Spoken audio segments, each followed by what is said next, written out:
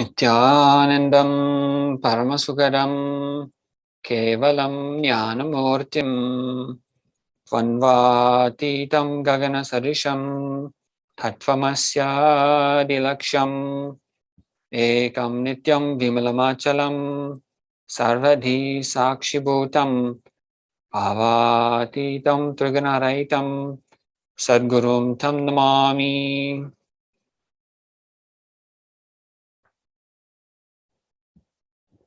Namaskaram, everyone. Welcome to Hindus Talking About Hindumisia, live for Hinduism Now Global Press. As we've been continuing to have our discussions with Hindus from around the world and sharing our experiences of Hinduism in Hindumisia and exploring various backgrounds and experiences that Hindus from around the world have about their own life, their own experiences, and Hindus and Hinduism, what is needed for Hindus today, and how to make that happen. And so we're continuing today. I'd like to welcome Nupur Gautam ji. Namaskarama. Thank you very much for joining us today. Welcome. And I just would ask you if you would just briefly introduce yourself for everyone, please. Hi, I'm Nupur. I grew up in like Agra, mostly Agra and Mathura, the Braj Pradesh in India. And I grew up in a typical Brahmin family, like basic practices, vegetarianism, and a lot of stuff that I will talk about going ahead. And I am into IT for last 15 years. I currently live in Chicago and I have a little girl, 10 years old. Yeah, that's a brief about me. Okay, great. Great. Okay, yeah, that's one of the things that we've been, so I guess first, how would you share even, your sort of, your perspective on your own self, your own life now, how you see yourself as either a practicing Hindu or your just current relationship, just for a bit of background for people, like a starting point, how you see yourself, either as a practicing Hindu or your relationship to Hinduism as it is now. So I will say I'm a karmic and a spiritual Hindu. I do believe in bigger divine and how we connect to this higher power that's above and beyond us. I would say I'm like a polytheist. I also identify myself as pagan. And I associate myself not just to Hindus in India, I also associate myself to pagans in Russia, Native Americans, and anywhere, like, in an ancient society, wherever pagans were, I read about them, I try to know about them and draw comparisons between our practices in India and globally, wherever pagans have lived. Okay. You're saying pagan. Yes. Okay. So what does that mean actually? To me, pagan means a person who has a sense of belongingness to nature, who works with the nature and have a gratitude towards nature. Okay, great. Okay, excellent. Then, well, what would you say? What is your understanding or relationship with Hinduism? I grew up in, as I said, I grew up in a Hindu family, in a Brahmin family. So I do believe in Krishna. I do believe in Shiva. I believe in all the stories that Hindus have.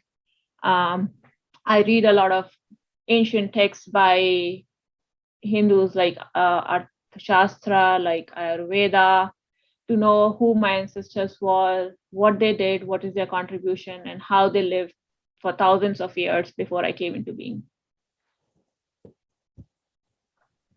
Okay, great. So how has that helped you? I mean, growing up in Hindu family, I would say, like, the way I was like very confused as a kid. because there were like so many practices, there are so many rituals.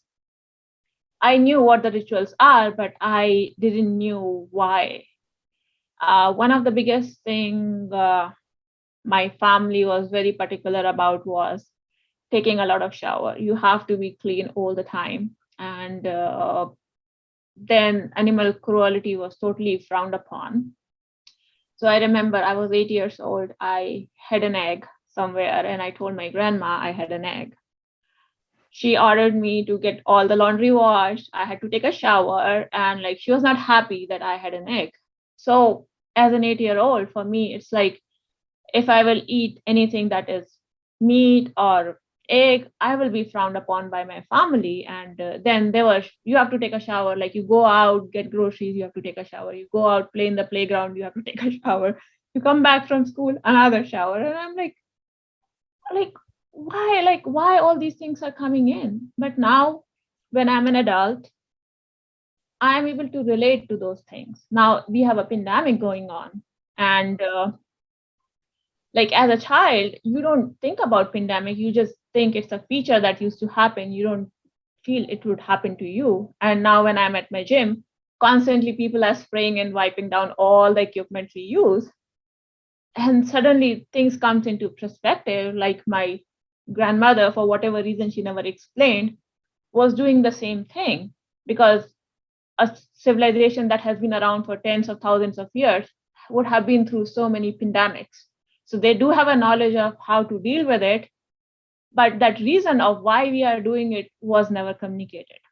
Now going back to egg, now I'm a vegan, but I used to be vegetarian when I grew up. I used to have dairy, and I didn't know why was I vegetarian. Like I was born that way. Like I lived my entire life, but as I grew, I got into the science of it. Okay, it takes 100 kilograms of grain to produce 1 kg of meat. So the ratio is 100 to 1. So if you are vegetarian, you can feed more population. So that's the logistic side of things. How can we have more food for everyone? Another side of the thing is empathy. Like, why would you kill a being? You don't even know why this being exists. Now we are doing all these studies and we know ecosystem. If we kill the big fish, there will be overpopulation of small fish. They will eat all the algae and whole ecosystem will be ruined. So as a kid, as an 8-year-old, I did not knew that I should not eat meat because of there are environment impact. And then we can't feed a big population if everyone is eating meat. So now we used to consume dairy. And when I was like, hey, if we are not eating meat, then why we take away babies' food? Why would we take away food for a calf? Like, that's what milk is. Then I realized like Hindus were always into Gauseva. My family was also into Gauseva. My auntie, she used to have cows.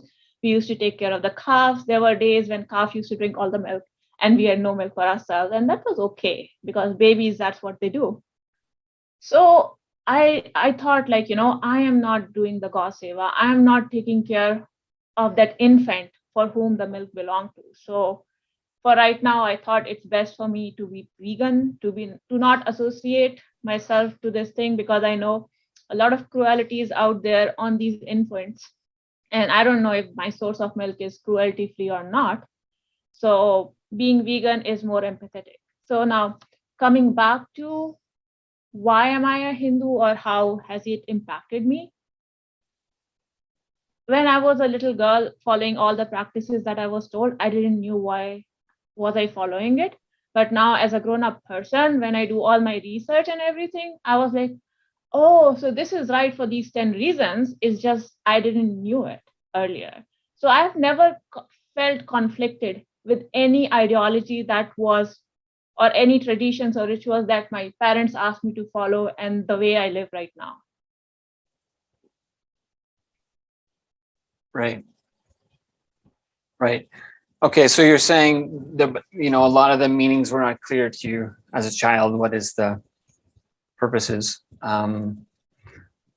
So, okay, so maybe we can go back to let's go back to find out your understanding of Hinduism and yourself as a child. So what is your sort of earliest memories of what are your earliest memories of yourself and your life? As a Hindu, I would say we used to go to temples every Tuesday. My dad was a devotee of Hanumanji, and my mother, she used to keep flipping between Shiva and Durga Ma and Krishna, So, and if we used to miss temple on Tuesday, we used to go to the temple on Saturday. Prasadam was our favorite part because kids, they like to eat. And we used to have Satyanarayan Puja every few months, I would say every quarter or every 6 months. And it used to be a big havan, and Panditji, he used to tell us all those stories. Leelavati, Kalavati. I still remember all the stories. I have good memory. So, so yeah, those are my memories. And kids, the way they are, so parents were participating in all the havan and puja that's happening, and kids all we used to go out and play. We used to be in the puja for part of the time, and then after some time, an hour or two, we just used to leave. So that was one. So those are the memories on the religion side. And from the family perspective, there was a lot of emphasis on education.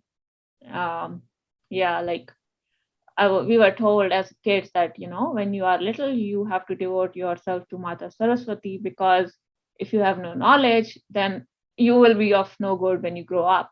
So that was another thing. So a lot of my childhood was reading books, mostly science and math. And now, as I've grown up as an adult, I have a lot of affinity to math and physics. In my opinion, I believe that math is the language of God. If there is a language, it is math, because it is consistent across. You can't change the value of pi no matter where you go, what you do, it will not change. So something as strong as that is. And then, we used to read a lot of books like Shiv Puran and Durga Chalisa, and all those ancient stories. Not just that, other stories like Betal Pachisi, Veer Balak Balika, all these stories of these courageous Hindu kids who may have fought a battle against some kings, stories of Shivaji, Chanakya. So a lot of Hindu history, and a lot of our religious books we used to go read, growing up as a child in a Hindu family.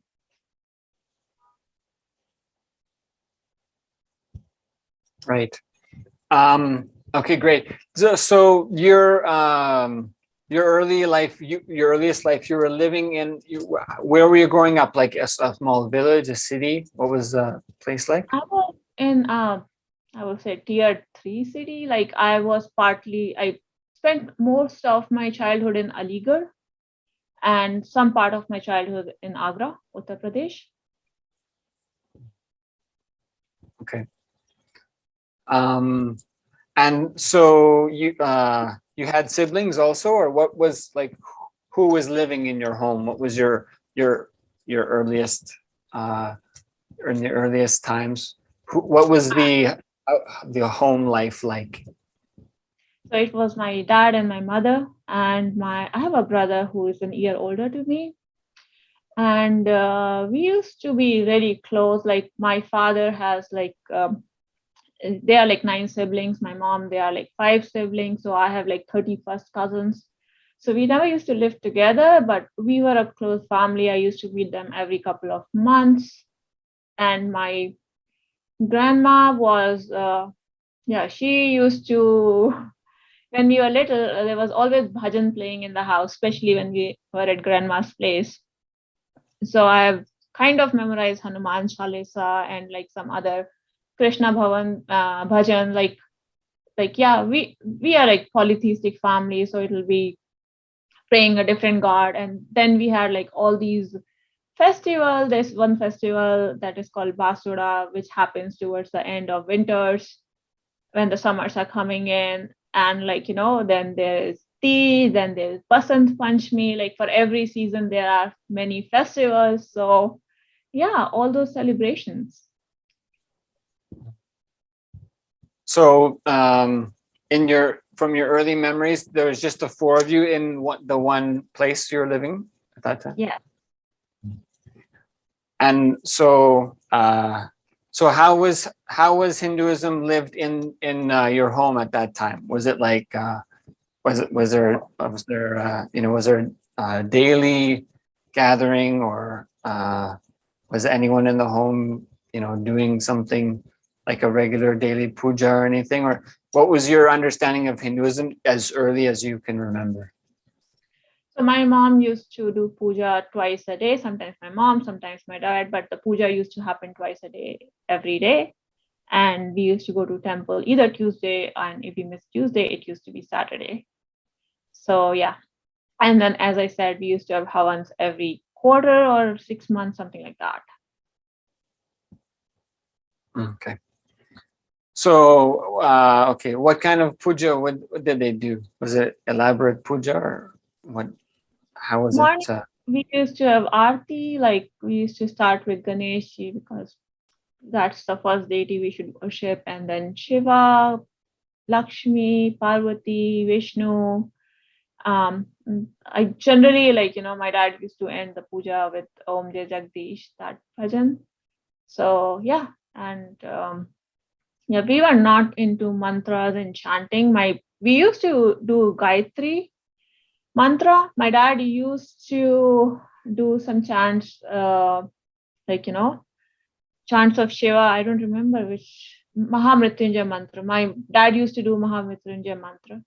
But yeah, have never done Mahamrityunjay mantra, but Gayatri mantra is something that I even play. Like evening, I play Gayatri mantra every day. Mm. So that was so that puja is happening twice a day. Was it like morning and evening, or? Yes. Okay. So the whole family would attend. It was like people would gather for that, or? I mean, it depends because we used to leave for school. Dad used to leave to hospital. So morning puja was just my mom, and evening puja was the family. Good. How long would it last normally? Like, how is that? How long is the puja? Morning puja was like we used to have snan, abhishek, and everything. So morning puja was like 1.5 hours. Evening was shorter, like 30 minutes, something like that. Okay, so that's more elaborate than a lot of people, right? Yeah. Mine was a typical Brahmin family, so they have like lot many rituals. And okay, good. So, and what age was that? Like, what was your understanding of what you all were doing at that point? I was always told that whatever we have to showcase our gratitude to our gods. So we are just expressing gratitude to them. That was the high level understanding. And then we used to, when you do these aartis, in all the aartis, you are actually chanting the qualities of the god that you're offering your prayers to. So it's more like establishing in the mind what is the Shakti that comes from this particular god, and just to be more familiar with them. And when you do it every day, you relate better. Right. So then, what about the first school you were going to? What was that? Was that a Hindu school, or what was that like? It was a Catholic school. My family, like they are like typical Hindus who practice whatever they practice, but they are not very outward in expressing themselves. And I think that should change. But I went to a Catholic school growing up. But since that Catholic school was in India, like most of the kids there were Hindus and like some Muslim kids, some Christian kids. It was a mixed population, but I would say 80% kids were Hindus in that school. So we used to have Diwali celebration. Holi was frowned upon for some reason, but they used to give us day off on Holi, so we don't bring colors to the school. Okay. So you were aware that you were not supposed to do that? Yeah, they were told. They were like say in Catholic schools, they will not like Hindus. They are always coated in some color. Either it'll be like gerua, that the saffron color, or it'll be your kumkum, or it'll be your hina, mehendi. So, and in or you may be having some bangles. There are so many things, but in the Catholic school, that was totally frowned upon, and they were like, no, you should not be. And kind of I'm okay with that, because there were kids from every religion. So if you want to have a uniformity where kids can relate to each other, I would say, yeah, I think we did not understand why are we told not to do anything, but as a grown up, I would say, yeah, I mean, fine. Like they just want all the kids to be in the same uniform to relate to each other. That's fine. And so at what age did you start in the first schools? 4 years. Like my entire education was in Catholic schools, different Catholic schools, from 4 to 12 standard, probably like 16 something. Yeah. Oh, that's great. So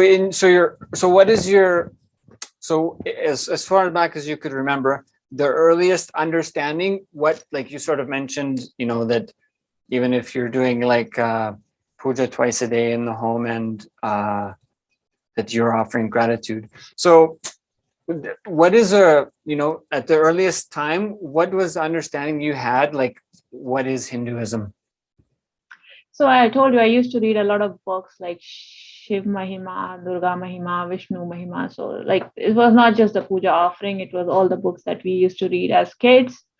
And like, Mahabharata is there, Ramayana is there. So my basic, if I drill down to bare minimum, would be like, there's something dharma, that is the righteous act that you should be aspiring for. And then there is karma. It's like, okay, this is the righteous man, but this was your act. So your karma should be leaning on to dharma. That was and then all the stories that we read, it's about like, a demon king or a bad person, and then how either Prabhu or one of his bhakts came and saved the day, like story of Bhakt Prahlad, where like, he stood up to his dad, who was in the story a demon king, to bring peace to their kingdom. And then, so that was my understanding, that there is a dharmic conduct and we have to reach to that dharmic conduct through our karmas. Okay, but that wasn't taught in your school, right? Or yeah, it was a Catholic school, so no. It was more for education, CBSE board. So okay, and so in those times, do you remember, if you could say, if it's a Catholic school, what did you get components of, Catholicism in your education? No, they used to hold separate classes for Christian kids on Bible. Hindu kids used to have a subject called moral science. Like anyone but Christian kids used to have a subject called moral science that was more about moral conduct, how you should help others, how you should, like, if you have extra, give food to a poor person, or say try to help someone. And for me, that was pretty much in the karmic and the dharmic construct, that your karma has to reach out towards something good. So yeah, they used to have something called moral science. And okay, great. So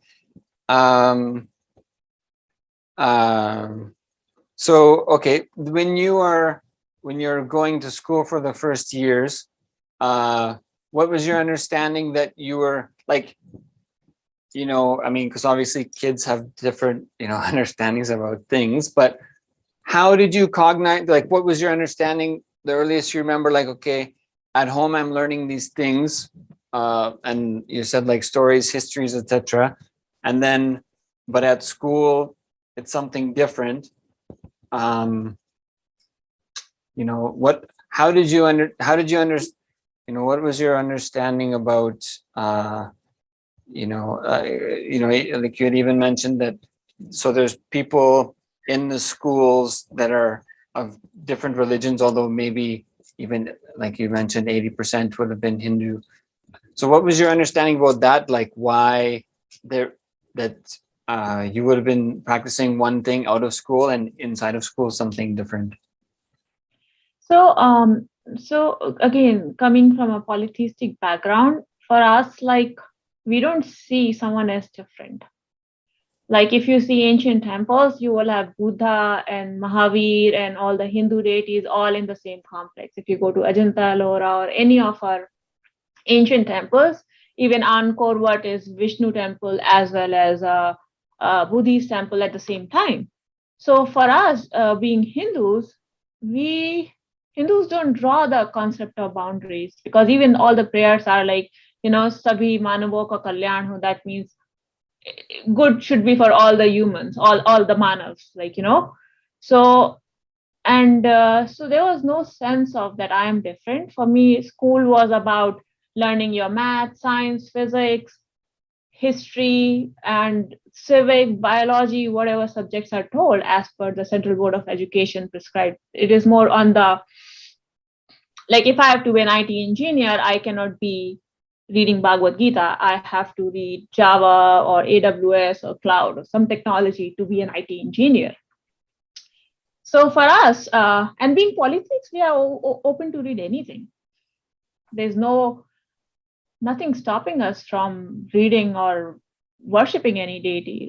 Like we have over 100,000 gods that we believe in who are different aspects of nature. A few more, it's fine. So, okay, great. So if you were, saying in your earliest understanding of Hinduism that there was an aspect of gratitude.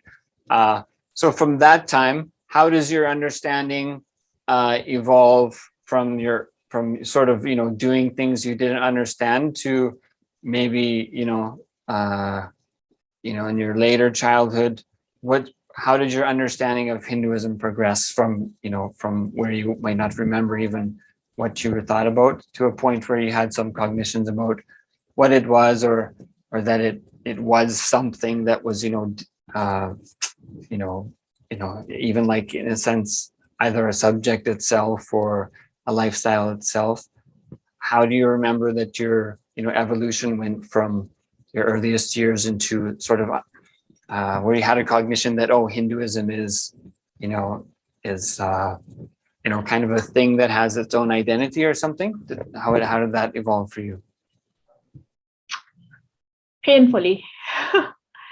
So when I was a little kid, I didn't knew that I'm Hindu. I used to do certain things because my family does that, but nobody told me that I'm a Hindu. Nobody told me I'm a Brahmin. Like I knew I'm a girl because you look into the mirror and you know that thing, but any other labels, they were never put on us. There was a really painful episode in 1990 that happened in India, where there was a structure that got demolished in the state of Uttar Pradesh, where I used to live. Aligarh is famous for some elements who are very aggressive. And Hindus were the target. And there were like killings going on, burning the house, looting the house, and attacking Hindu families. I would say I was like really fortunate because my father was a doctor with the government. So we were in a VIP area that was secured by something called CRPF, that is a special police force which is there to deal with terrorism. And at the night, we could hear screaming, we could see burning houses, we could see a lot of like things that should not have happened. Now, given that my dad was the doctor with the government, he used to perform autopsies on those people who have been brutally killed. And he used to discuss with some of his friends. Now, being a kid, you are around. your parent don't know if 10-year-old you can understand what they're talking, not even 10, it was like 1992, something. I was like between 7 or 10, somewhere there my age was. But I could, and I have a good memory, so even if I will not get the meaning then, but I will remember what they said, and one day it'll hit me what they said. And those autopsy reports were, I can't even say the level of brutality that was there, for the reason that that person who died was Hindu. And that is how I knew that I am Hindu, so I'm a target. And then, and then there's a lot of, in Hindus, Brahmins are the number one target, because given that they are the people who are focused on the religion and like educating others on the religion. So their families were the prime target of these attacks. So yeah, that's how I figured out I'm Hindu, because I was a target. Okay. So I'm not familiar with exactly the incidents you're speaking of, but so you're saying this was around the age of 10? Yeah. Okay. So you came to understand you're a Hindu because there was danger for Hindus. Yes. Okay. So did you ask about what was going on, or what? How did you respond? And that's why I said I have a good memory. So nobody explained me why was it, but now when I read certain other books, I try to. So some other religions have the concept of believers and non-believers, which we don't have. So yeah, that's what they do to non-believers. So now I understand why was I the target, but as a kid I did not. Okay. Okay. So how did you handle that, understanding those experiences then? I mean, you just keep it in your memory, you move on, you still have to study, you still have to make a career for yourself, you're still a karmic being. You can't stop because there was an episode. Like there are two ways you are impacted. Either you die or you live. If you die, you are gone. If you live, you just have to continue living. Okay. So as a child, did you like? I mean, yeah. Okay. So did you? Did you talk about it with anyone? How did you? Like how did you cognize that moving forward, even for yourself or even as part of the community? I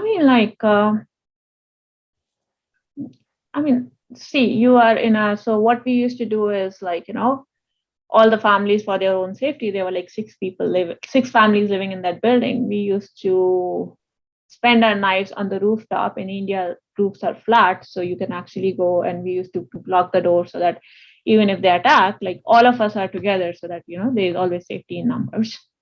So people used to talk, like our parents, they're talking about what's happening, so we are listening. You don't ask questions in those moments. It's more about run. You don't question anything. You know what's happening, and you don't even ask questions later on, because those are painful memories. Why do you want to remember it? So as I said, like as a kid, I did not question. I just wanted to be in a safe place. That's what was my priority as a kid. I'm like, kids are so vulnerable, So for me, I was like, can we leave this city? Can we move to a different city where we are safe? And we moved out of that city. And lives move on. But when we read about what happened in Kashmir, what's happening in Bangladesh, and then I can relate, yeah, that's something that happened to the people in the same city where I lived. And I'm here to tell the story because I did not die. I live to tell the story.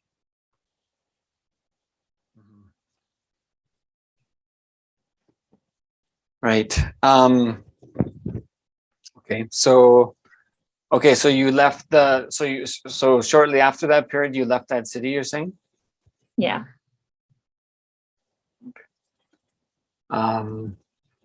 Okay, so this is okay.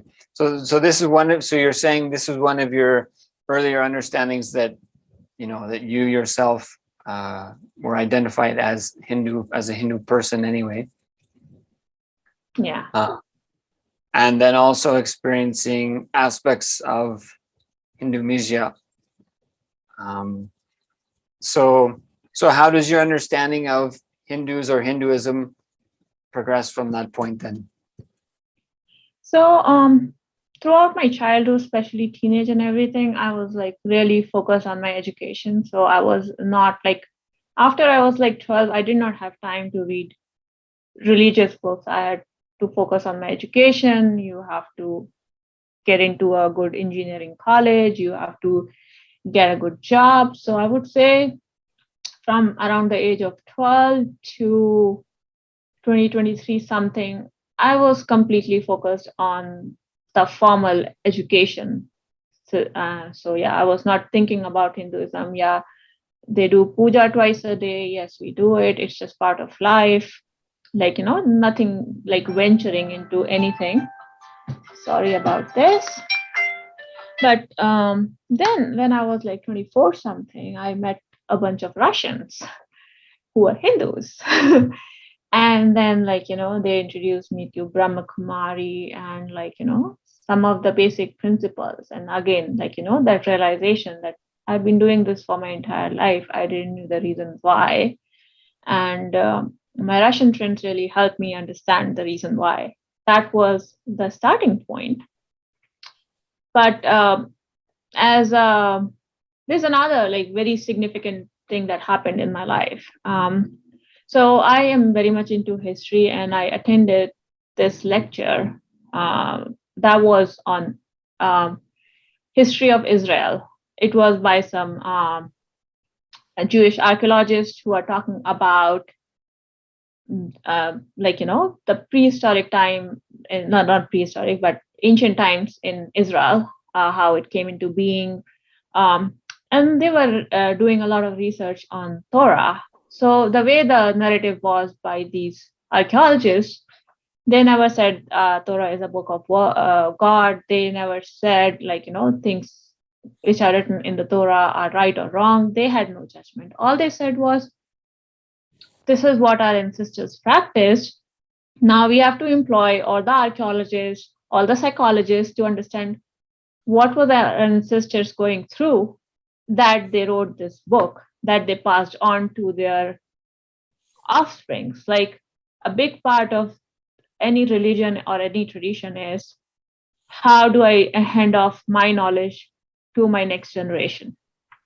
And that made me open up towards Hinduism. And then, I started reading, and I don't see Hinduism as a religion that is meant to worship God. I see Hinduism, like I said, we are karmic people and we are policies, because if someone has to be a good carpenter, or an architect, they should follow Vishwakarma. If they want to be a good doctor, they should follow Dharmantri. For every aspect of life you want to follow, there is a different idealization that's required. So everyone is important. So I then started venturing into our past. So I started reading Arthashastra. Now, many a times Hindus are attacked for being patriarchal, and I'm like, okay, let me read. Why would they not, pass on their property to their daughters, why sons? Basic thing. So when I was reading Arthashastra, now Arthashastra was written 3,000 to 4,000 years ago, and it also references the books that were written before Arthashastra was written. So these are even older books. Now, one thing that Hindus are totally they don't do is we are not into cousin marriages. We are not into sibling marriages. Hindus are required to skip 7 to 5 generations, 5 generations on the mother's side, 7 generations on the father's side, before they can get into a relationship. And there's a very scientific reason for it. If you have incest, the offsprings will be like, disabled, they may have some genetical issues because you got married to someone closely related. So when I was reading Arthashastra, I realized either the guy has to leave the clan or the girl has to leave the clan. Now in India, matriarchy is also followed. In Kerala, it's matriarchy. In Assam, it's matriarchy. There are states which are patriarchal, and the state that is matriarchal. And the reason we use the word matriarchy or patriarchy is because of the inheritance of wealth. But I don't think so. There's like something like my dad will tell what needs to be done. In fact, my mother used to tell dad what needs to be done. Like she's a very strong woman. But in terms of inheritance, the book clearly says if someone has sons, they should divide the wealth equally amongst the sons. If they have sons and daughters, they should still divide it equally based on the value that this property can bring. But the girls' share, suppose there are 5 kids, 1 girl, 4 boys, 1/5 of the share, that is like 20%, they will sell off the land and give her the money. And she will leave with the money, not with the land. The reason is this was an agrarian society. Now I get married to someone, my husband will also have right to this land. Now, if he decides, and this husband will be from a different kingdom, because kingdoms are like the size of Chicago or Toronto, they are not big kingdoms. So now this person decides not to grow anything on this piece of land. It's an agrarian society. If you don't grow food, you are basically like, the book says it's treason to not grow food on good productive land. So what they're trying to do is they are trying to reduce foreign influence, because they know this person will leave, this person will be with someone who is from outside the kingdom because she cannot be with her kins. And so she can take all the gold she wants. We are not going to give the land. So there is biology or genetics to it, there is economy to it, and there is political interest to it that is deciding why was this thing written the way it is. And again, in Assam, it's matriarchy. In Kerala, it's matriarchy. And there also, it's like someone has to leave. You just decide who. So that helped me, empathize more with my ancestors to see how thoughtfully the things were written, how many factors were considered before they coming to practice something that they practiced.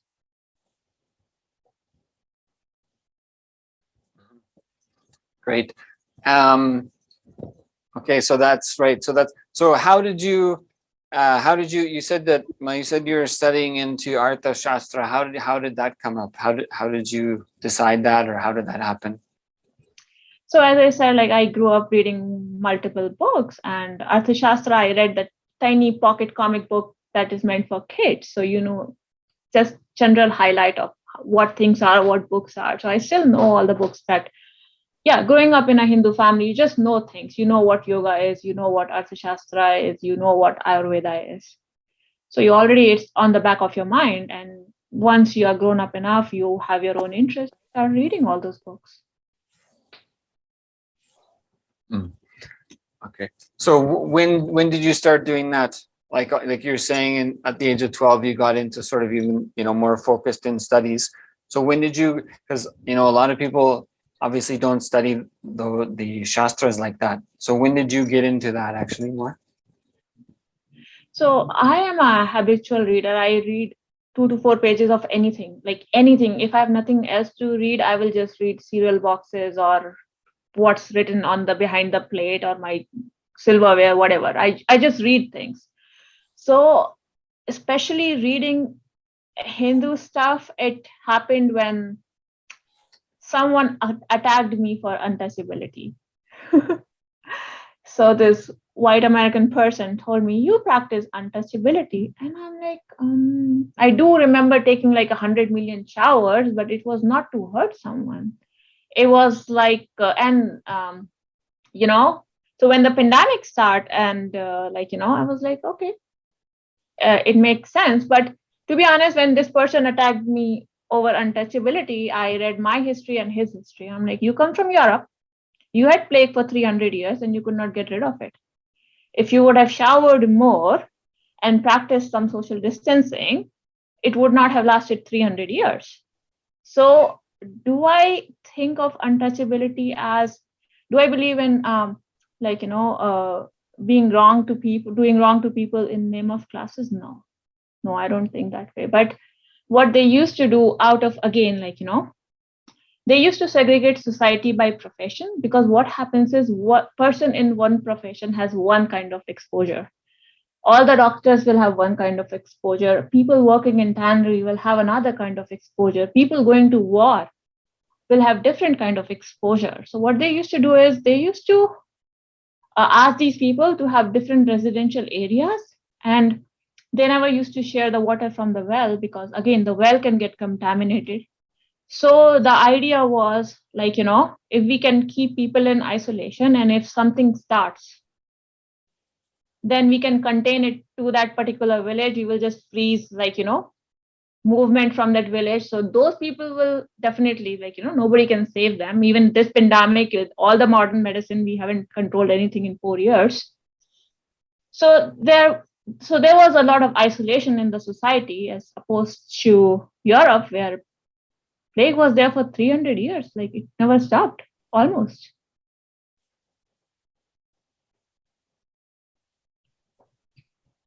Right. Yeah, exactly. There's a lot of there's a lot of things. That's one of the things with Sanatana Hindu Dharma, is that, that civilization has faced all pandemics. And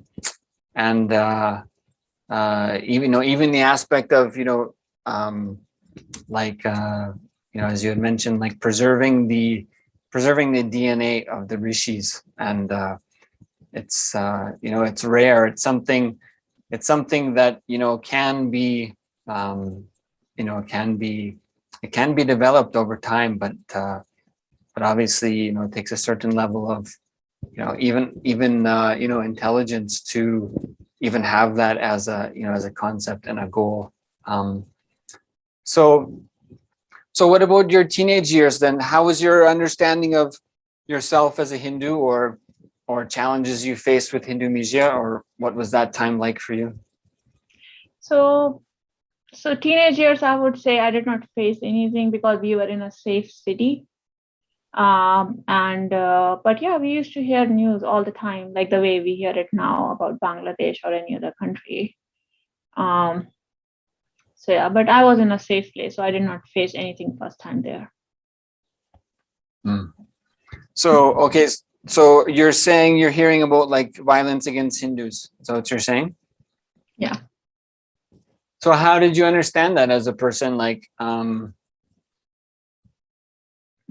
if you, what was your, how do you think about that kind of thing? If you're saying, okay, these are people I identify with specifically because they identify themselves as that, they're being targeted. How does that impact someone?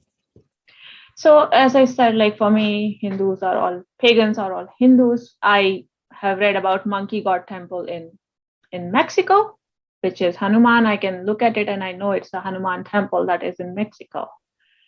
I know like ancient Europeans who have Stonehenge that is made for solar solstice. It's the same thing which we have in Angkor Wat that is also designed for solar solstice.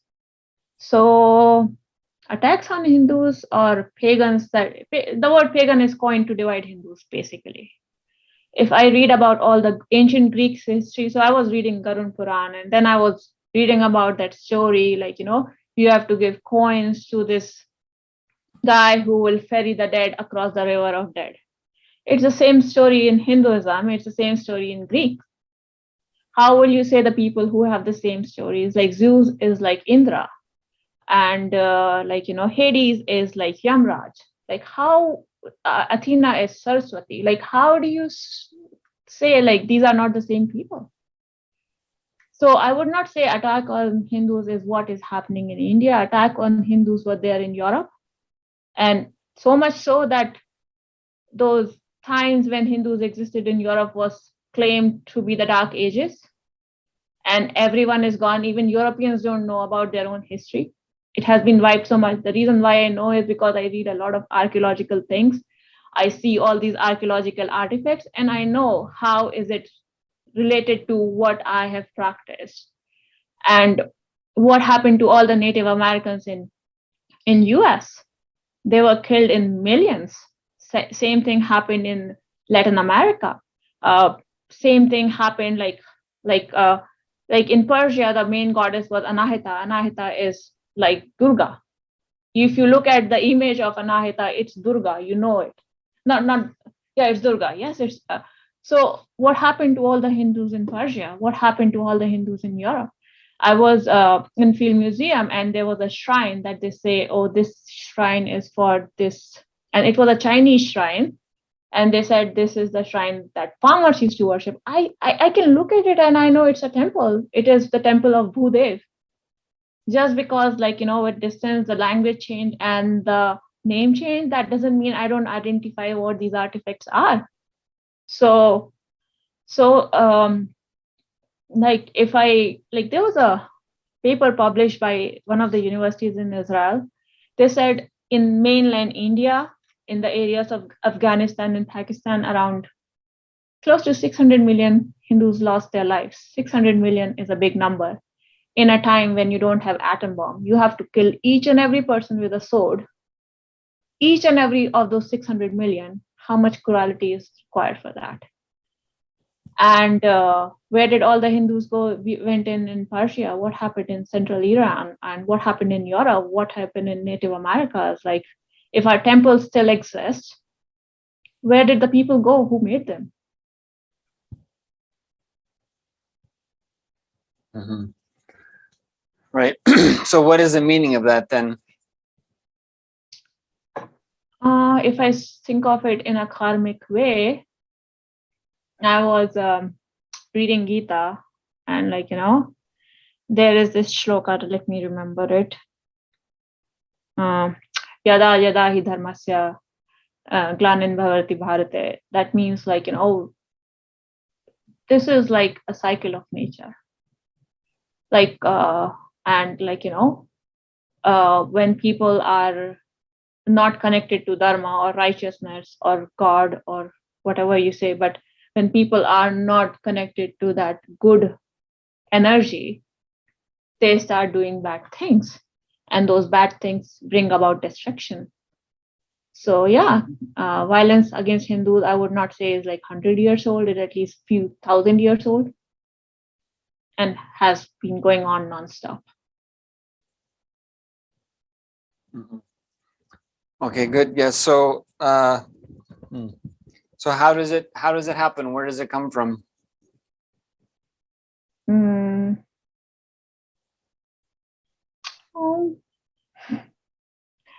Where does it come from? As I said, like, people who are not connected to positive energies, they are connected to bad thoughts, where they think like I would take example of genocide of Jews in Europe as recent as like 1940s.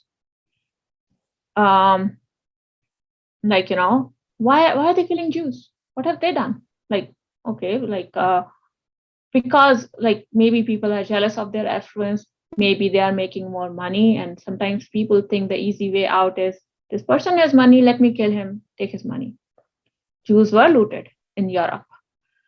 So and they were like, as much as I've read about Jewish history, they were like Hindus. They used to practice their religion in silence. They were never outward. Till they reached a point where so many of them were killed that now the Jewish population is down to 2% population in the world. It was then they started fighting back for their existence.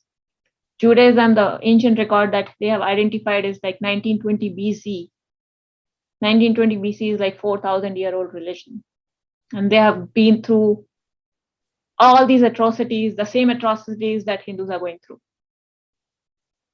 Like nothing different. And now why is it happening? Because greed. Some people are promised of heaven. Nobody has seen a heaven, but promise has been made that if they kill non-believers, they will get to their heaven. I don't know. I mean, so can I influence the people who are attacking? Like maybe, Israel know how to deal with. Yeah. They have figured it out better than us.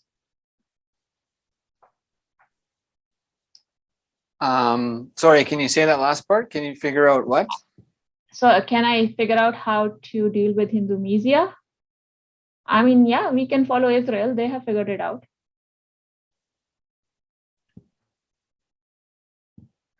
Okay. What do you mean? So I said historically, Hindus and Jews have gone through the same level of hate. So Israel know how to stand for themselves, how to empower themselves to influence the world, to make sure that they have sustenance, and Hindus should learn from them. Okay. Can you elaborate on that? Elaborate on Jews, or like what we should learn. Yeah, like what do you feel Hindus could learn from that? So first thing that Hindus have to learn is, like the way I said, I've attended a Jewish archaeological lecture. I've never attended a Indian archaeological or Hindu archaeological lecture. In fact, much of the Hindu history has been like buried under whatever they could find. Like when like the way I said, when I see the artifacts, I read about those history, I know Hinduism was a global religion. It was in Europe, it was in Mexico, it was in like Central America or even North America. And you look at these Mayan and Incan temples. So first we have to do is to bring our pride back. We have to invest in the archaeologists who can tell us about our glorious past. Because when we know about what we did, it helps us associate. So that's one thing. Jews have a lot of pride in their religion. They invest a lot of energy and money and time to make sure that they give that knowledge to their kids. Second is they have a really good army, and they have a really good intelligence agency, and they have a nation for themselves. And what Hindus don't have is a Hindu nation. There is no Hindu nation on this entire planet. Okay, so you wouldn't call India a Hindu nation? It is not. By constitution of India, India is not a Hindu nation.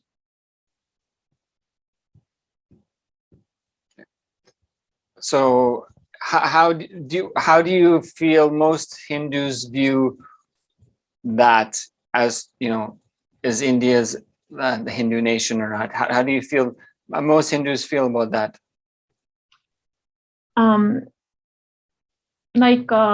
So Hindus in Kashmir and Kerala may want a Hindu nation, but Hindus in other places, like mostly Hindus are rich, and when you get rich, you don't care what's happening around you. There is no need. You get disconnected. So most Hindus, I would say 60, like at least 40-50% of the Hindus are not even bothered. They don't care.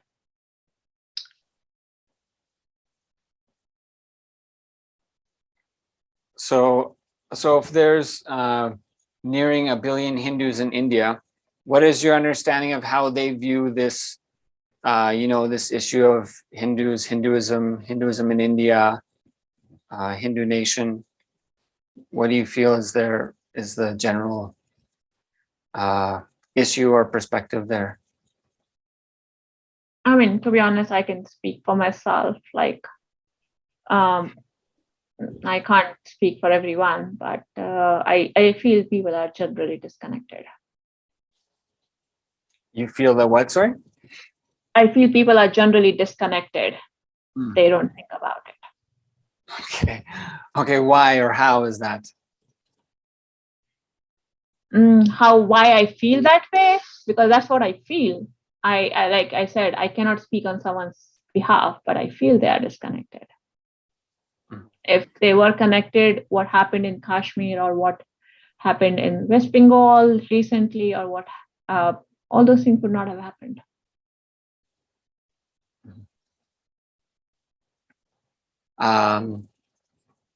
Okay, so you feel the Hindus are disconnected. Disconnected from what? From being Hindus.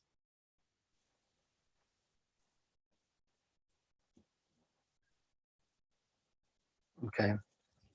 They don't have empathy for the people who are facing that kind of aggression. Yeah. Right. So how would a, how would a Hindu cognize that then if they're seeing that kind of aggression? Does it mean that that person doesn't identify themselves as Hindu, or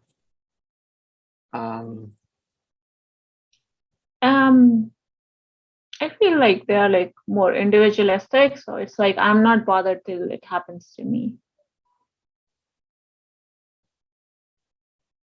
right? Right. So there's kind of a gap in recognizing that these so there must be a gap in recognizing that yeah, in that same sense, right, that this house somehow impacts me, I guess.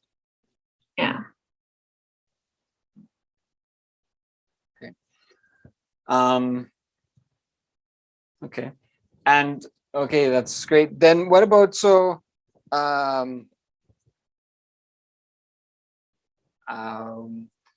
so yeah, okay, so you've had a lot of experience with Hinduism and Hindumisia.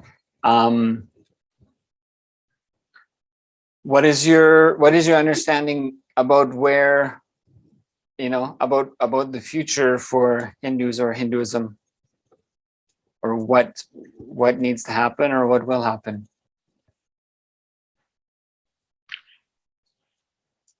I mean, I won't say what needs to happen because that's not my area of expertise. So I don't know what needs to happen. But what will happen is people fight when they are cornered. Maybe someday when they feel cornered, they will fight. If they never feel cornered, there are Jews and there are Zoroastrians. Some people fight back, some people don't. So I don't know which way it will go. It can go either way.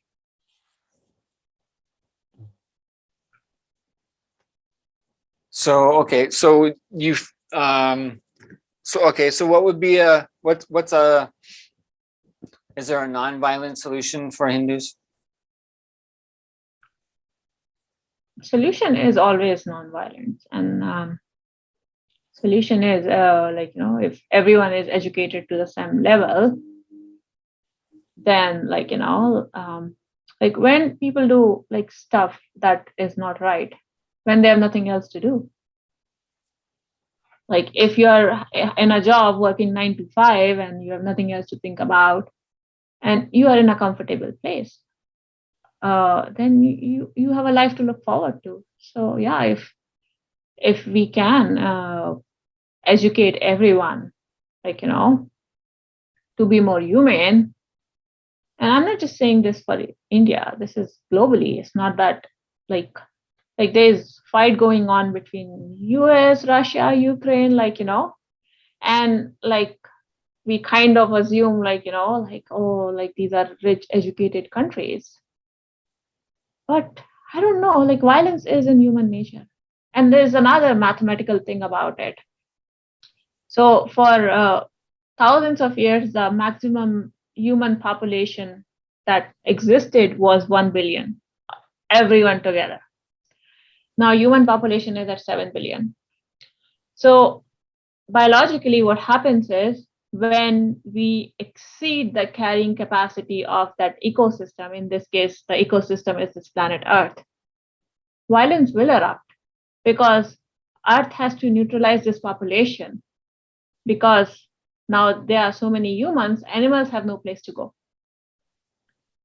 So yeah, the Earth's carrying capacity of human being is 1 billion and we are 6 billion over.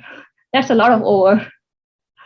So yeah, I mean, any mathematical model you run, it will end up in an intra-species struggle, because we have killed all the other species. Like interspecies is gone now. Who are we struggling with? We are struggling with each other. in name of religion, in name of resources, in name of land, in name of anything else. So yeah, I mean, it's like overpopulation and uneducation. Those things I feel are the biggest reason for this. Yeah, it's sort of like it's like a lot of the ways that humanity is living is humans never learn to live with each other. No. So, it's like a lot of times,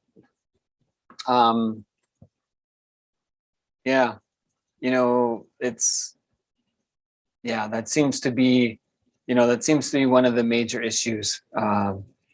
Just, and even in that, like you're saying, like, even if you divide up humans into nations or countries, and then those countries even quarrel with each other, and so it sort of demonstrates on so many levels that so what is the path to come out of this pattern of the human? If the human pattern comes out as violence, what's the path? Like, how does that relate to how does one come out of that? Through education, like, and another thing is humans have got into this mentality of conquest. Like, I have to be the biggest firm, I have to be the biggest salesperson, I have to be the biggest religion. We have lost a concept that's a very ancient concept of microeconomy, where you live in sustenance and harmony with nature. I will give one example from this documentary I was watching about Siberia. So I'm a vegan. I talk about all this kindness and passion, like whatever. Now, this person lives in Siberia. There is no vegetation. What will he eat? Like, does he have a choice to be vegan or anything fancy? No. Like, he is in Siberia. Like, nothing will grow there. So they were shooting this documentary. He put a big, fish net. He captured 7 or 8 fish. Then he let go of all the young fish. Then he let go of all the fish that was carrying eggs. He picked one fish that was the oldest of the tribe, not a female fish, not a pregnant fish. He picked the oldest fish and let go of everything else. Reason being, he offered whatever tribal pairs he had, and before he killed the fish to eat it. So, to have that gratitude, we can call this person uneducated, but he had this gratitude and compassion for that shoal of fish, that entire pond that he has to keep the sustenance of it. He just took one out of it. The way the humans are growing, we have to be the biggest fishing farm. We will fish out all the sea from the ocean. There will be nothing left. So that greed is the reason, that quest to be the number one is the reason of, and we have forgotten about microeconomy. There's another example I will give. Why is cow this important in Hinduism? So, I mean, one day I was thinking, why would I, in ancient time, why would I pick this wild cow or whatever this animal is and domesticate this animal? Why is this animal so important? And what I realized was, like, having a cow, the whole family of the cow, the calves and the bulls and everything. Cows give you milk. They give the manure for the fields that you have to work on. Ox have their own purpose. They help you, till the land. Earlier, there were no tractors or any farm equipment. So you put your, I don't know how to call it in English, but when you have to till the land, you can use the ox. You can put that thing behind the ox, and you also had ox for the transportation. You have bullock carts that used to, so there's a whole infrastructure. So if you have a cow, that cow can help you with your farming. That ox can help you with the farming. Cow can have milk. You take care of the cow's family, and you grow your food. You eat your food. You can live in harmony with nature. You are not taking anything extra. You're growing your food. You're sustaining yourself, and it's working fine. And Hindus' affinity to cows were so much so that we call our own identification as Gotra. That so not just we were maintaining our gene pool, we were also maintaining the gene pool of our cows, and both had the same name, the Gotra, which comes from Gau as a word root. So yeah, so there was this strong affinity to work with nature, to sustain in a small village, working with all the tribesmen. And like all these different places have different rules, and that's very much needed. That's why like polytheism is so important. I cannot put the same rules in Siberia what I have in India, because the climate is different. That poor guy will die if he has nothing to eat, nothing will grow there. So as important is it to follow a good discipline to work with the nature, but since the nature changes with every latitude and longitude, people have to adapt different ways to be in harmony with nature. And that's what I feel is missing. Everyone has to work, has this desire to work at a global scale. And that I feel is the biggest cause, like over mining, over fishing, over killing, wars, overproduction of weapons. They need war to sell the weapons. Like, what's happening in Canada, like there are farmers protesting, and Prime Minister has put emergency there. I'm like, at least you should talk to these people at least once. Like, So yeah, it's just this human nature to exert power. And that's, I would say, is a bad habit.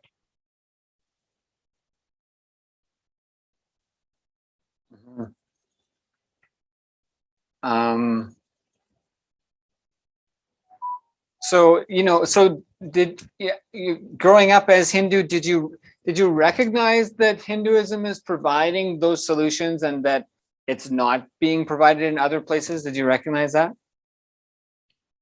Like the way I said, like I see, like I did not recognize anything as a kid, but as I grew up, I realized how important is it to be different. The rule that applies here may not, like, apply. People live in an arid climate like Israel or in Middle East, like, So I do believe there should, I've like drawn my line on violence. There should be no violence in the society. I agree. Self-defense should be there. And now, did they have the solution? Yes. When I read all these ancient texts, the really ancient texts, I'm not talking about like 1 or 2 BC. I'm talking about 300, 400 BC. All these things were there. And the thing is, we were limited by the geography. So even if we are doing something wrong, it will be contained because nobody travels. People travel, like 1 or 2% people travel, but nobody was traveling in masses. Like, Alexander, the poor thing, he came all the way to India. Half of his army died on the way. Just like, coming from Europe to India, 7 years. Now, if you have to come to from Europe to India, it's like 2 hours. Like, so the geography itself was the biggest barrier, and every culture has its own way. Like, if you are a place where there's a lot of rainfall, lot of rivers, you will do everything to make sure that there is no flooding. But if you come from an arid climate like Petra, as much I've read about the alternate history, it was a society devoted to Shiva, and they used to make a lot of dams to hold the flood. Now they need to build dams to hold the flood, but nobody wants to build dams in Meghalaya because there's so much rain there. So is either one right? No, it depends on the geography where you live. So Hindus had the solution for everyone. Like, yeah, Hindus in India had solution for themselves. Hindus in Europe had solution for their own selves. And Native Americans had the solution for themselves. We just have to go back to a few millennia to see how people live in harmony in their own landscape. Right. So that's one of the things, right, with having the, even different sciences, whether it's like Yoga Sutras. So having this the inner world solutions, written down for you, in a system that gives results is something rare. It's something like that is, no matter where we look on planet Earth, that's what the humans are facing is, even during the, pandemic and lockdown, is like, how do I solve the problems, that are, festering inside of me, that are manifesting, as, aggravation or conflict in my outer world life. One thing I would say is there's a big difference between East and West. When I talk about India, Korea, China, all these places. When I say West, it's about Europe and America and all those things. Eastern people, they love to follow their ancestors. They think that our ancestors were someone we can look up to. Westerners, for some reason, think they're smarter than their ancestors. And what happens is when you have this mindset so knowledge accumulates over generation. If we get dismissive about our ancestors, we don't learn from the experiences of the past generation. So it feels like we are dealing with the pandemic for the first time. There are like pandemic few hundred years of these 10, 15,000 years of human history. There have been so many pandemics. Just why would you not lean back on history to know how to deal with it?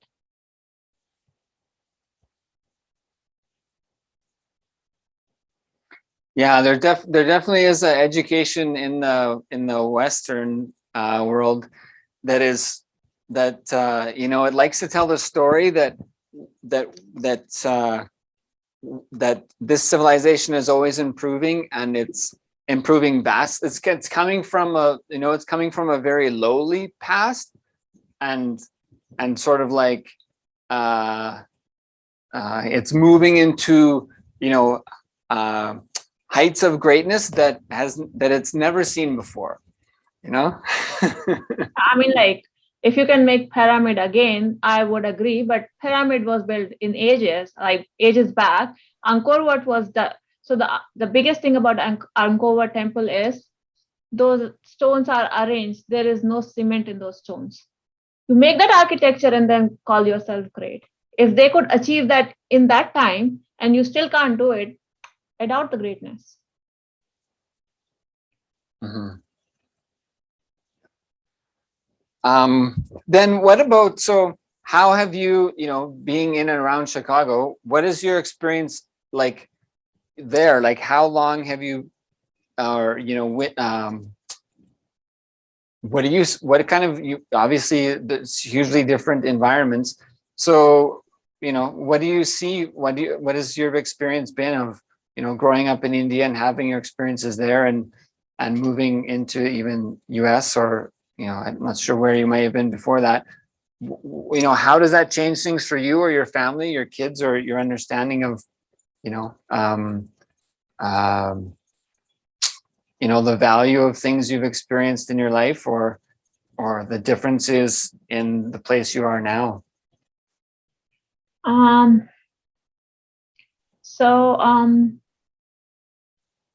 I would say I like Chicago, that's why I'm living here. That's one. But when I moved to US, first thing that I experienced, and I was not in Chicago, I was in North Dakota, Bismarck. First thing I experienced was loneliness. And second thing was lots of cars. I've never seen so many cars in my life. I always had a car, but I've never seen so many cars on the street. So in India, wherever you are, there are so many people. So there's always that human touch, and in North Dakota, there are like really big houses, they're really big lands, really beautiful, and so empty.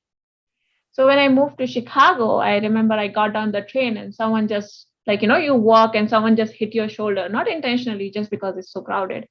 And I was like, oh my God, I feel human again. I have people who are crossing me, and I got rid of my car when I moved to Chicago. I bike everywhere. I'm a minimalist. So yeah, I don't have a car. And Chicago, I would say, like it's a very cosmopolitan place. So when I was in North Dakota, I came across people who haven't traveled beyond 20 miles. They just know about their family. They just know about their own religion. They don't know much about many things. And because they don't have exposure, that's it. But when I moved to Chicago, I met people who have international exposure. My best friend, she's French. And then my other friend, she's from Malta.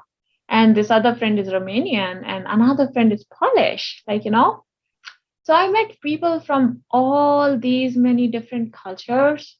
And like when you start talking to people, I'm big time into anthropology. So for me, when I talk to these people, learn about them, it's like how much the things are common between us. Like, you don't know what things are common till you don't talk to people. Outwardly, when growing up, I have never seen a white person as a kid. So when I saw the first white person, I was a little scared. I don't know what to say to this person. I don't even speak the language. But when you start talking to these people, everything start looking realistic. Like, okay, he is the same person, he has the same problems. He will be hungry if he doesn't get food for 4 days. It's just the same things, just the same problem statements. But yes, I would say in West, there is a lot of affluence. I would say it's politicians are honest as compared to the way politics was in India when I was growing up. Now, I would say, yeah, I feel Indian politics is moving towards a more honest system. That's what I will say. But here, things are established. I don't have to deal with broken roads. I don't have to deal with power cuts. So life is easy. I can focus more on being a minimalist because I'm in an affluent place. That's the irony of thing.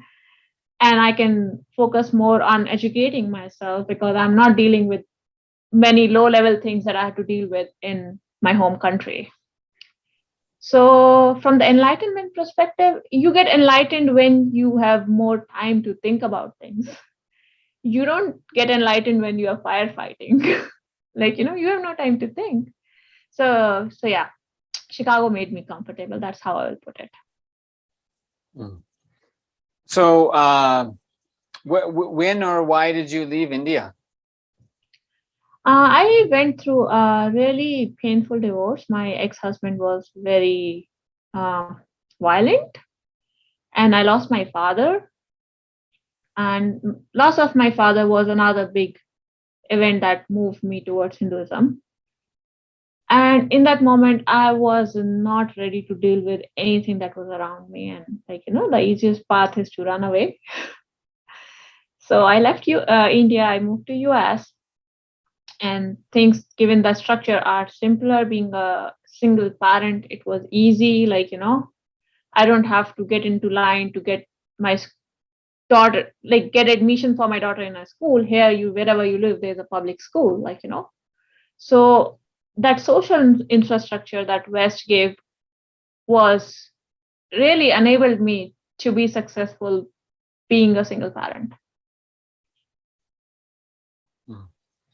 So you said that the passing of your father brought you closer to Hinduism. How? Why is that?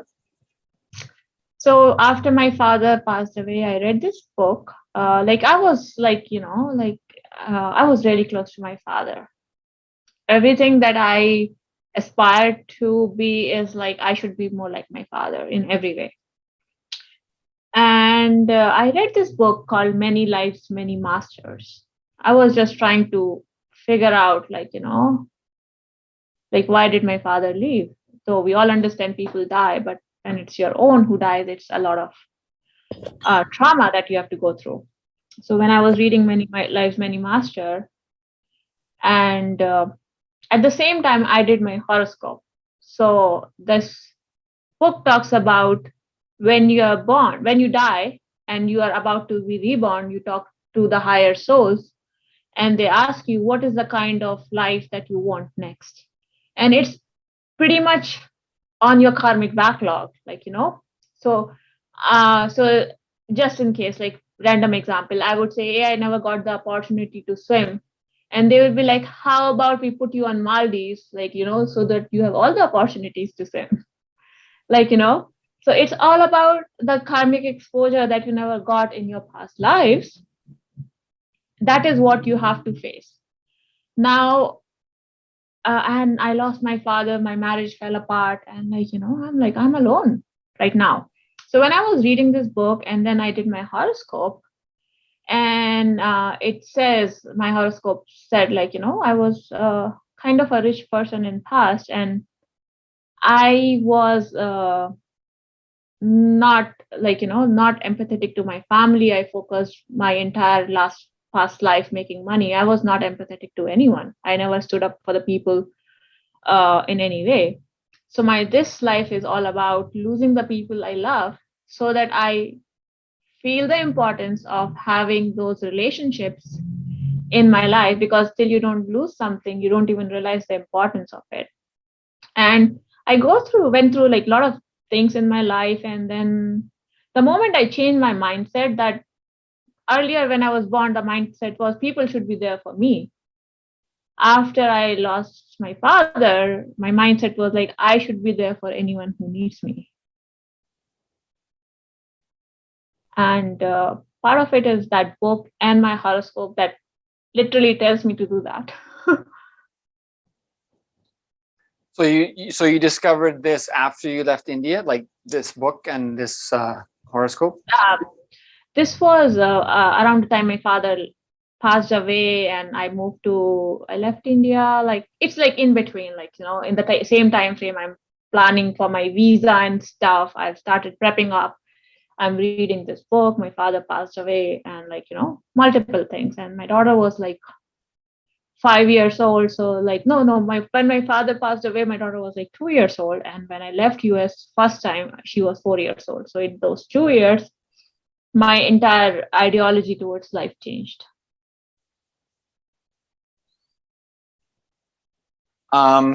Okay. How? Can you tell more about that?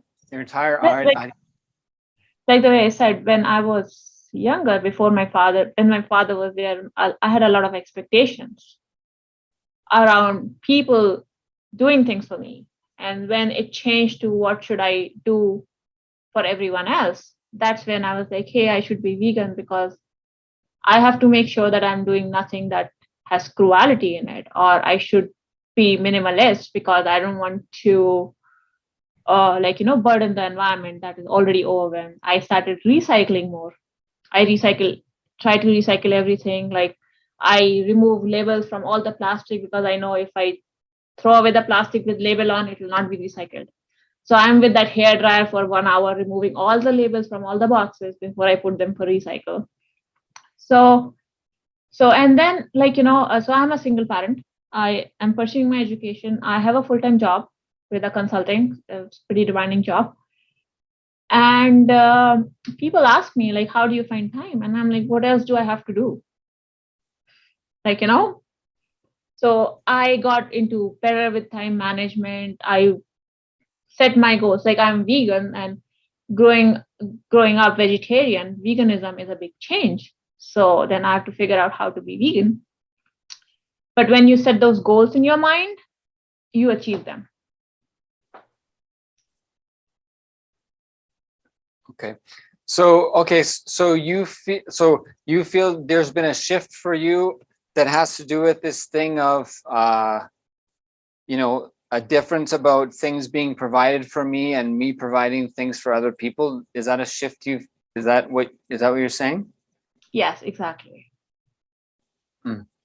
So, okay. So does that accurately describe it, or is there other components? Like, and do you still feel that that is an important part for you, or what? For me, that is the only way of existence. The entire problem about wanting more is causing all these things that are happening.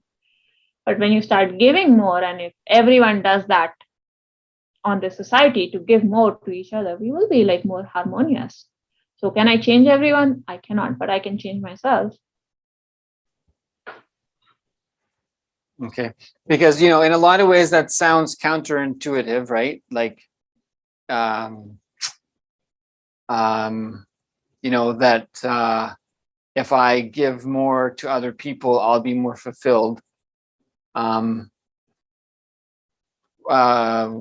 but that is a core concept in Hinduism, is especially with the division of amongst the varnas of the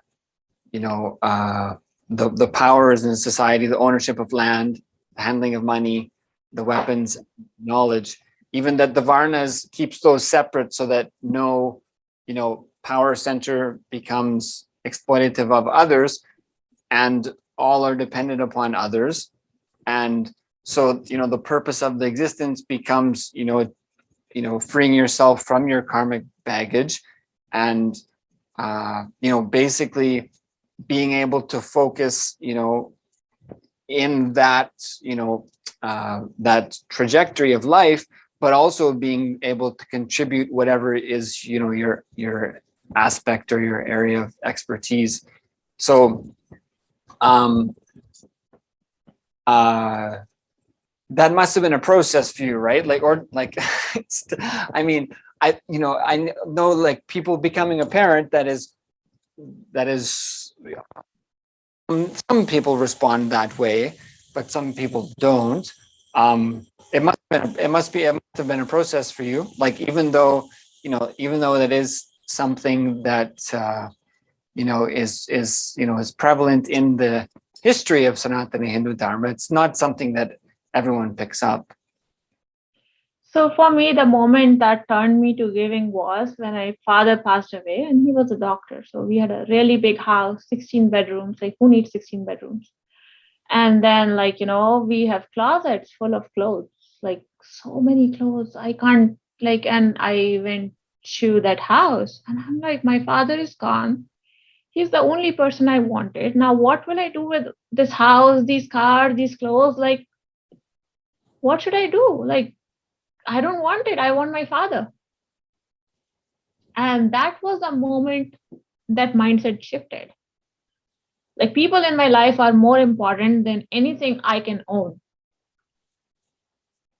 Now I grew up in a 16 bedroom house. I live in 2 bedroom, one for me and one for my daughter. I don't have any car. I have a bike and I'm still happy. I don't even need it. I'm vegan. I don't eat all the food that's there in Chicago.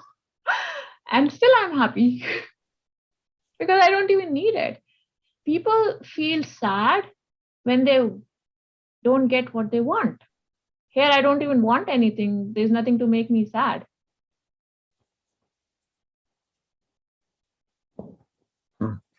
So what about in your life, how have how have other people responded to you? How have you shared that with other people? Or how is that, what role does it play now in your business or in your life? Or because not everyone has that perspective, right? So I'm a project manager. I deal with really big teams, and now my approach has changed. Earlier, it used to be when I never used to get the delivery, it used to be like, why did you not deliver? Now, when I reach out to my team, it's more like, hey, what happened? We missed this delivery, like we as a team, not this person. And then they will be like, hey, I did not get that service. I did not get that response, or database went down. There would be some reason to it. So I get better at root cause analysis. Like, what can I fix upfront to increase the productivity of my team? And I realize it is so important to understand other people, to realize what they want, because this person needs a requirement. I give that requirement, I will get my delivery. Me fighting with that person is not going to give me anything. So I would say it has made me very, very productive. It made me a better person. I'm able to relate more to others, and things don't bother me now. After going through everything, sometimes I get into visa issues. What would happen if I don't get my visa renewed? I will go home. That's it. So, nothing bothers me. Only thing that bothers me is if something happens to my daughter, that would be my I would say, Achilles heel. I don't want anything to happen to her. That's me being a parent. But does thing bother me as like I don't have something? No, I'm good. I have a good job. I'm educated. Whatever I want, I just do it. There's no one stopping me, no one holding me back. And what bothers me is again, like I talked about atrocities happening in Bangladesh or in Pakistan or in some other areas in Middle East, in Ukraine, whatever that thing is happening, and even in Canada, like why are these people protesting? Why is nobody listening to them? Yeah, those things bother me. But that's an outward thing. That's not within me. I'm thinking about other people and trying to figure out how can things work for them. And that's where I would say, we need better politicians in the world who are more empathetic to understand what the people in this particular landscape need, rather than, like, I don't believe in top down management. I believe in bottom up management. Know what they want and give them what they want or what they need. Not want, it's more about need. You can want anything, it's if you may not need it. Right. Yeah, exactly. And that's also the view of the Hindu civilization of being a contribution based ecosystem.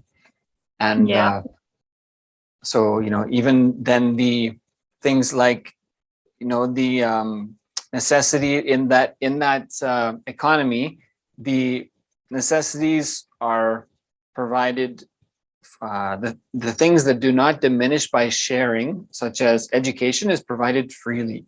And then the things that are necessary for life, like food, etc., is obtained through barter.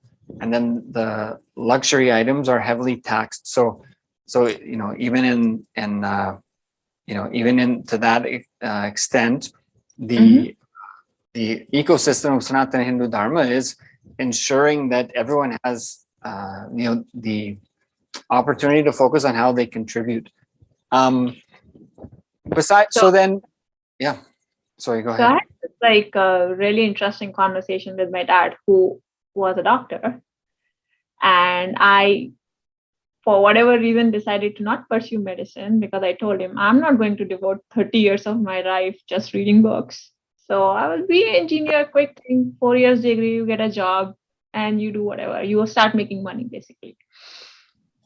So my dad was like, do you understand the importance of the doctor? I'm like, you need an ambulance to go somewhere. You need road for that ambulance to run on. If an engineer doesn't make it for you, you're not going anywhere. You will be right at home. So don't underestimate engineers. You are unable, even your basic stethoscope is made by some engineer. Even that metal is made for, comes from some metallurgical process. The medication that you give also comes from bioengineers. So everyone has to contribute. And I will slightly disagree with you here, where you say there would be a power center if everyone does everything. Nobody can do everything. It takes 30 years to be a doctor and like 15, 20 years to be an engineer. How can one person be everything in one life? Because everything, for it to be good, like I was reading about ancient Petra, and they have all these dams constructed to store water for the civilization to flourish. They used to have their own grain being cultivated in the desert to live. So if you need a teacher, you need a good teacher who knows how to teach. If you need a good doctor, you need a good doctor who knows how to do things. And then he also needs a civil engineer to build a road that doctor needs to walk on to get to. If the doctor cannot get to the patient, what will he do? If there are no CT scans, no nothing, how will he work? So we work as a society because everyone contributes. Some with their knowledge, some with their mights, some with their capital, but everyone contributes. Like there's a big thing in US. People say we should tax Jeff Bezos or the rich people more. So this is what I was thinking. People like Jeff Bezos are ecosystem in themselves. They have created so many IT, products. It's giving employment to so many IT engineers. These products are then being used by supply chain. It's giving employment to all these supply chain industries. People are making money just because this person came up with this concept of Amazon, which is not just a site that sells stuff. It's also a base of technology. All the cloud technology in the recent world is AWS, like, all those things that are happening. So putting all the responsibility on this person, Jeff Bezos, needed a standing capital to come up with this cloud computing concept. All those data centers, they are like billions of dollars. If someone does not have that kind of capital investment to make, then how will we come up with a progressive society? Now I'm contradicting myself.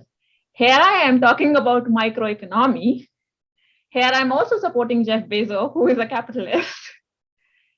But the thing is, nothing can exist in isolation. We need people to diversify. That's where polytheism came in and all this one vyavastha comes in. We also need capitalists. We also need people who want to live in microeconomy. We need a balanced mix of everyone to sustain. Like, we should do things out of need or improvements. Things go wrong when we get into greed. And then otherwise, so the how are you understanding what is the impact of Hinduism with your daughter? I'm patient with her. Like, I remember till we were in India, till she moved here when she was like 4 or 5. And she went to this school in North Dakota. I told her teacher, she's a vegetarian kid. Don't give her meat, fish, whatever. And I heard from the teacher, because she fought with her teacher, she felt discriminated that teacher never gave her the same lunch as the other kids. And I was like, I definitely want to pass on my beliefs to my child, but I don't want to enforce them. And I'm like, yeah, let her do whatever she wants. She's a karmic being. She will learn. So I never asked her what she had for lunch. I just used to ask her, have you had lunch? And she was like, yeah. So now time passed. My daughter is like 8 years old. And she's like, Mom, you never eat hot dogs. I've never seen you eating hot dogs or burgers or anything. I'm like, no, because I'm vegan. And she's like, what is vegan? Why are you vegan? And I'm like, that patty in the burger or that hot dog in your hot dog bun, it is meat. What meat is a dead animal. They have to kill an animal to make that food. And I don't want anyone to die for me, so I will not consume that food. And my daughter was like, oh, is that so? She never realized it all this time. And I never wanted to repeat the mistake that my grandma made, where she was like, she got so upset about me having an egg, and I still could not figure out for another 15 years why was she mad at me. So I let my daughter experience things, and when she asked me questions, then I give her the answer. Because when you give people answers before they are ready to receive it, they don't learn anything.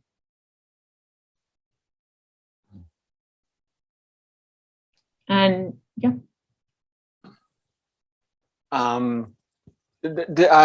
So okay, then what about, is there anything you would share about your experience, with someone with a Hindu background in USA or in a bigger city, experiences of Hinduism or Hindumisia? Yes, I told you about that American person who accused me of untouchability. So that happens. And sometimes you have to ignore it. Sometimes you have to give a response. And I did told him, like, and you had played for 300 years, so talk about that. So yeah, but it's a place and time. Again, I said, like, if someone is not ready to listen to you, they will not listen. And it can be my daughter as well. So, but if someone is open to listen to you, do talk about it. But yeah, I've never been, like, people say verbal things, but nobody has ever targeted me in West, especially in Chicago, I would say. And I would say what I feel lacking from Hindus is like nobody knows about Hinduism. Even Hindus don't know about Hinduism. And so if I have to talk to a Jewish person, like they are holding lectures and like all their archaeological team is working on who they are, kind of thing, like, so they are really clear in their mind who they are. Hindus themselves are confused fast, and people outside their circles are also confused who they are. And normally, like, all that people know about Hindus is like they are polytheists. That's it. They don't know much about Hinduism. Right. And actually, Ma, you mentioned earlier, like that, a problem that has happened for Hindus is that Hindus didn't stand up for themselves. Yeah. So can you share more about that? I pretty much covered what I had to say. Yeah, they did not stand up, and like as I said, outcome will be either you can end up like Zoroastrians or like Jews in Israel. Time will tell. Our karma will decide the future for us. Yeah, exactly. It's sort of like there's like that opportunity is there for like we even mentioned Hindus feeling disconnected from Hinduism. So it is sort of that issue, like that opportunity is there, and but it's or even an example of Israel, right? Of that is a movement that created a system there, and it's something that's available for Hindus. So that's great. Is there anything else you'd like to share about anything at all? No, I think this was good discussion, and I think this was good. Thank you for making time for me. Yeah, thank you very much. So that's great. So thank you very much for joining today and for sharing so openly and so many different concepts there for everyone to really understand and learn a lot. And also, one of the things has been because not everyone has the sort of like, pervasive experience of Shastra and study of like even like Puranas and whatnot. So that is a really sort of, especially through the teenage years, if we look at North American teenagers, they're not studying like knowledge systems in a certain sense, like, and definitely not sort of like, inner healing and knowing things about historical figures who came up against difficult situations and how they implemented solutions. That is definitely it's definitely not emphasized in North American schools. But so anyway, so thank you very much for sharing so much, and we'd like to thank everyone for joining us today, and we'll complete this session chanting a Purna mantra, and see everyone joining next time. Om Purnamada Purnamidam Purnat Purnamadachite Purnasya Purnamadaya Purnameva Vashishyate. Om Shanti Shanti Shanti Hari Om Tatsat Sarvam Bhagavat Shri Nithyananda Paramashiva Parukar Puramastu. Om Nithyanandam. So thank you everyone once again for joining us, and we will see you all next time. Thank you.